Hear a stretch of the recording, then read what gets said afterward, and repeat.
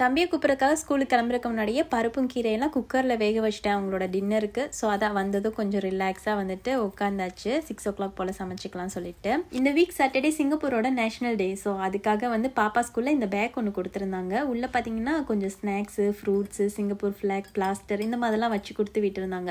அந்த பேக் வந்து எனக்கு ரொம்ப பிடிச்சிருந்துச்சு. என்டிஸ்லாம் போகும்போது திங்ஸ்லாம் வாங்கி அதில் வச்சு கொண்டு வந்துடலாம் சொல்லிட்டு பத்திரமா அப்படியே எடுத்து வச்சுட்டேன். அவ்வளோ க்யூட்டாக இருந்துச்சு. கீரை சாம்பாருக்கு தாளித்து அதை வந்து ஒரு பக்கம் ரெடி பண்ணி வச்சுட்டு, அத்தை லஞ்சுக்கு சாடின் மீன் குழம்பு செஞ்சுருந்தாங்க. சரி கீரை பொரியல் மட்டும் செஞ்சுக்கலாம் நமக்குமே அப்படின்ட்டு நேற்று இந்த சக்கரவள்ளி கிழங்கு கீரை வாங்கிட்டு வந்திருந்தேன். ஸோ அதை தான் வந்து பொரியல் பண்ணியிருந்தேன்.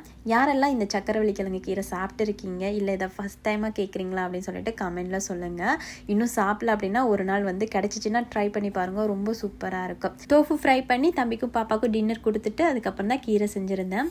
தண்டு கீரை சமைக்கிற மாதிரியே தான் எண்ணெயில் கடுகு, சீரகம், இடித்த பூண்டு, நிறைய வெங்காயம், காஞ்ச மிளகாய் போட்டு வதக்கிட்டு கீரையெல்லாம் சேர்த்து உப்பு, அதுக்கப்புறம் ஃபைனலாக கொஞ்சம் தேங்காய் துருவெல்லாம் சேர்த்து ரெடி பண்ணியிருந்தேன்.